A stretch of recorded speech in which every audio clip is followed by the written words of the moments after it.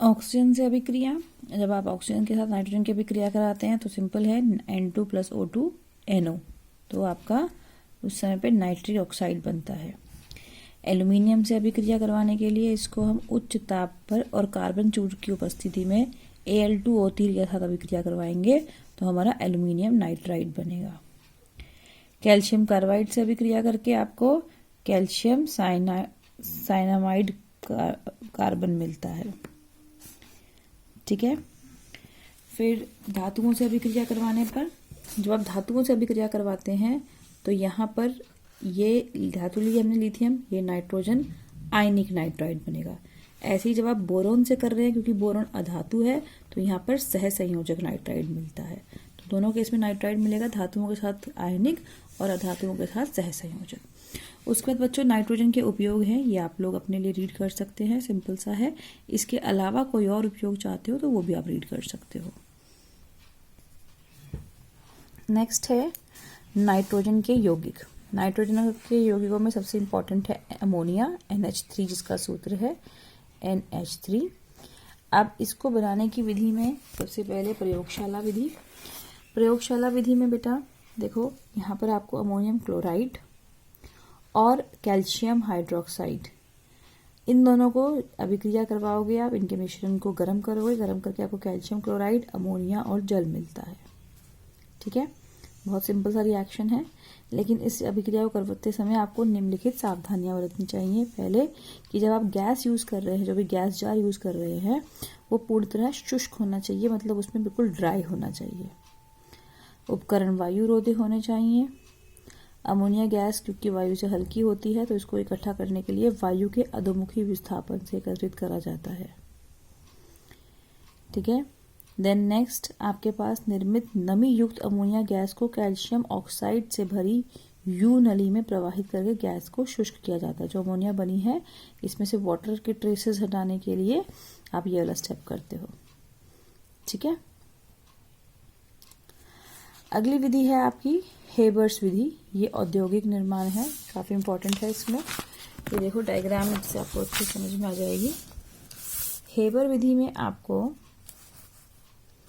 Nitrogen और hydrogen gas, इनका 1:3 का मिश्रण लेना है, और जब आपको ये अभिक्रिया करवानी है, यहाँ पर ये उच्च दाब पे अभिक्रिया करवाई जाती है, इसलिए इनके मिश्रण को आप कंप्रेशर पंप से पास करते हैं। फिर ये अभिक्रिया उच्च दाब पे और साथ में कम टेम्परेचर पे करनी होती है, लेकिन इसकी स्पीड बहुत कम है, बहुत धीरे धीरे से अभिक्रिया होती है। तो इसकी स्पीड को बढ़ाने के लिए हम उत्प्रेरक यूज करते हैं। इसके अंदर आयरन और मोलिब्डेनम का चूर्ण, याद होगा पीछे भी हमने अभिक्रिया पढ़ी भी थी ना, जब नाइट्रोजन का हाइड्रोजन से अभिक्रिया, वहां पर ये आया भी था। तो आप इस उत्प्रेरक कक्ष में इसको पास करेंगे, इस मिश्रण को उच्च दाब पर। जब ये उत्प्रेरक से पास होगी तो इसमें अभिक्रिया हो चुकी है। अब नाइट्रोजन प्लस हाइड्रोजन ने अमोनिया बना लिया, लेकिन थोड़ा बहुत इस मिक्सचर में हमारे पास वापिस अभिक्रिया नहीं जिनकी हो पाई, वो वाले कण भी उपस्थित हैं। तो नाइट्रोजन, हाइड्रोजन और अमोनिया, इन तीनों का मिश्रण यहाँ से इस कक्ष में से बाहर आएगा। अब जब ये यहाँ जाता है, इसको हम ठंडा करते हैं। ठंडा करने के बाद क्या होगा, अमोनिया वाला पोर्शन तो आपका द्रवीकृत हो जाता है, लेकिन नाइट्रोजन और हाइड्रोजन द्रवीकृत नहीं होते। तो जो द्रव इकट्ठा हुआ उसको तो हम यहाँ पे रोक लेते हैं, और जो गैस ही रह गई उसको फिर से वापस कंप्रेसर पंप के द्वारा अब इस चैम्बर में फिर से भेजा जाता है, इस चैम्बर में सॉरी। तो ये अभिक्रिया अगेन एंड अगेन होती रहेगी जब तक हमारा नाइट्रोजन और हाइड्रोजन रिएक्ट करके अमोनिया नहीं बना लेता। ठीक है बेटा, इस विधि को कहते हैं हेबर्स विधि। इसको आपको डायग्राम के साथ पूरा तैयार करना है, अन्य विधियों की जरूरत नहीं है।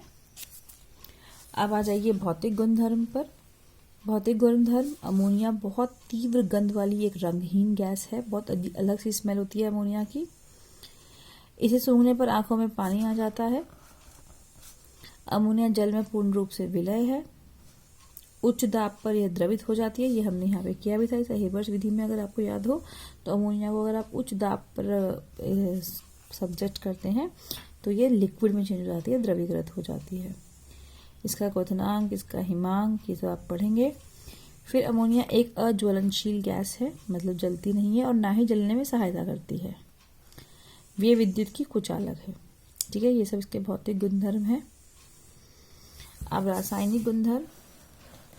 सबसे पहले दहन मतलब जब भी आप इसको जलाओगे, ऑक्सीजन से अभिक्रिया करोगे तो अमोनिया प्लस ऑक्सीजन ये दे देगा तुमको नाइट्रोजन, साथ में वाटर।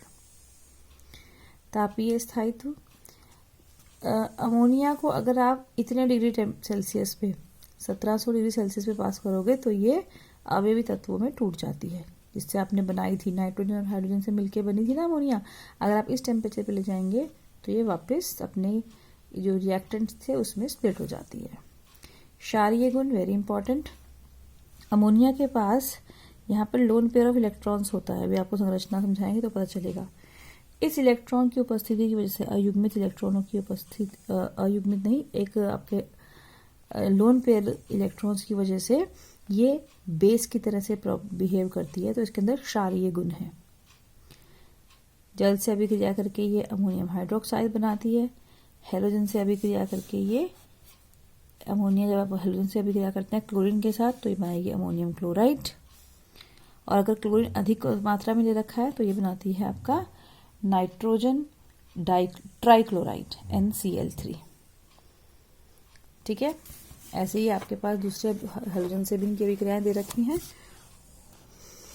क्षार धातुओं से अभिक्रिया करती है तो ये अमाइड्स बनाती है। ऑक्साइड से अभिक्रिया करती है तो आपके पास ये नाइट्रोजन में अपचयन हो जाता है इसका। हाइड्रोक्साइड से अभिक्रिया करती है तो किसी भी जब आपने लिया है, ओके सॉरी ये वाली प्रॉपर्टी नहीं करनी, क्रॉस लगाया हुआ है इस पर। ऑक्सीकरण करते समय अमोनिया को जब आप ऑक्सीकृत करते हैं तो ऑक्सीकरण करने पर यह नाइट्रिक ऑक्साइड बनाती है, लेकिन इसमें भी ध्यान रखना है ऑक्सीकरण करते समय आपके पास प्लैटिनम एक उत्प्रेरक के रूप में होना जरूरी है। संकर लवणों से अभिक्रिया करके, ये तो आपने पिछले चैप्टर में पढ़ ही लिया, उपसहसंयोजन यौगिक के समय पे अमोनिया एक बहुत इंपॉर्टेंट लिगेंड था ना, तो संकर लवणों के निर्माण में भी इसको हम अभिक्रिया में ले सकते हैं। फिर फॉस्जीन से अभिक्रिया, यूरिया बनेगा। ठीक है, एंड दैट्स ऑल। उसके बाद आ जाते हैं इसके यूजेस, उपयोग।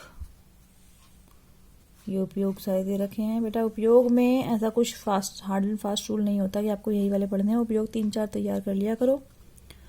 और इसके अलावा अगर जैसे ये गिवन है आपको ये सिंपल लगता है ठीक है, वरना किसी और बुक से कुछ भी यूजेस तैयार किए जा सकते हैं। ठीक है,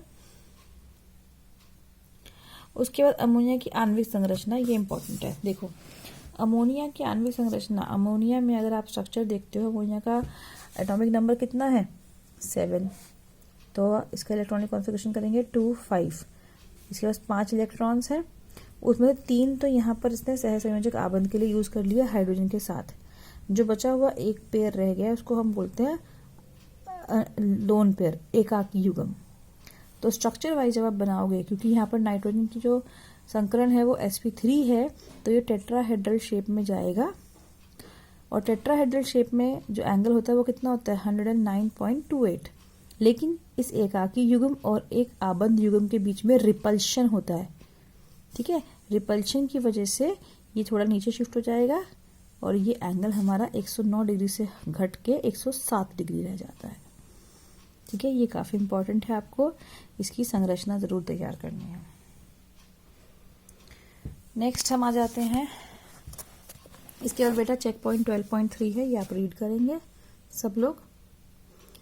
आज मैं आपको नाइट्रोजन तक ही पढ़ाकर अमोनिया तक ही पढ़ाकर छोड़ रही हूँ, कल हम इसके आगे से कंटिन्यू करेंगे। Okay children, thank you.